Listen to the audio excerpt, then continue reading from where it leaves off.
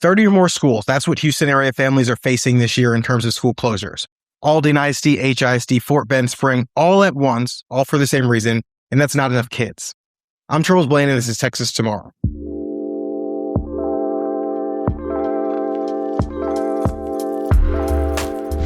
So we've talked about the historic trend before, and this has been going on for years. More people moving out of big urban districts than in, and now we have immigration crackdowns and parents choosing alternative options for their kids. This isn't a new problem, but let's put some numbers to it. So Aldine ISD here in the Houston area announced they were closing 6 elementary schools last spring. And then they just announced 2 more after losing 4,000 students last year, and their enrollment has declined about 26% over the past decade.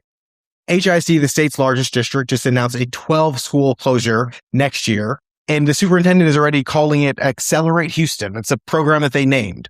And I don't know why, but that is what they did. And they lost 30,000 students over the past decade and 7,900 last year. For Fort Bend ISD, they're about to vote on closing 7 elementary schools on March 9th, and Spring ISD has already closed 2 this past September.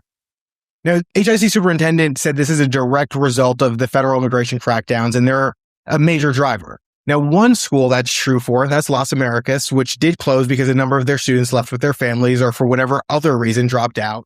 But these numbers, while shocking, are not new, and they're not all due to immigration. Like we said, can't say it enough. They've been going on for a long time. They've existed for a long time in our large urban school districts. In Fort Bend County, just last year, 72% of the students who transferred out of district did so to go to charter school, not because of immigration, not because of any other reason, but because they wanted to go to charter school. And in Texas, they fund students based on the average daily attendance. So when kids leave, so does the money. And now that's what a lot of these school districts are pointing to. And it should be an incentive for them to do better and get those kids to stay, but it doesn't really seem to be the case. They're complaining about what they're losing. HISD saying they're about to lose $10 million of additional state funding because of this. Similarly, Fort Bend ISD is talking about how they're facing a $34 million deficit, not all due to this. And Spring ISD is a $13 million, also not due to this. And that's because the money they're losing from the state is a little bit of the bigger pie that they have, which is that they've been spending a lot of this money, whether it was COVID-era relief money or just regular property tax money that comes into them, and they've been doing it pretty frivolously. Now, Fort Bend ISD had a meeting the other day, and it was pretty packed with 78 people showing up to testify why they were so upset about these school closures and encouraging the district to change course.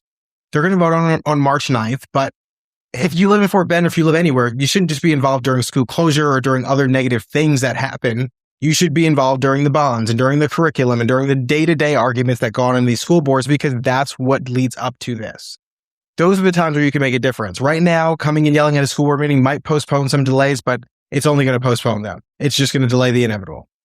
Thanks for tuning in to this episode of Texas Tomorrow. Please like, share, comment, let us know if there's something going on in your neighborhood that you'd like us to talk about.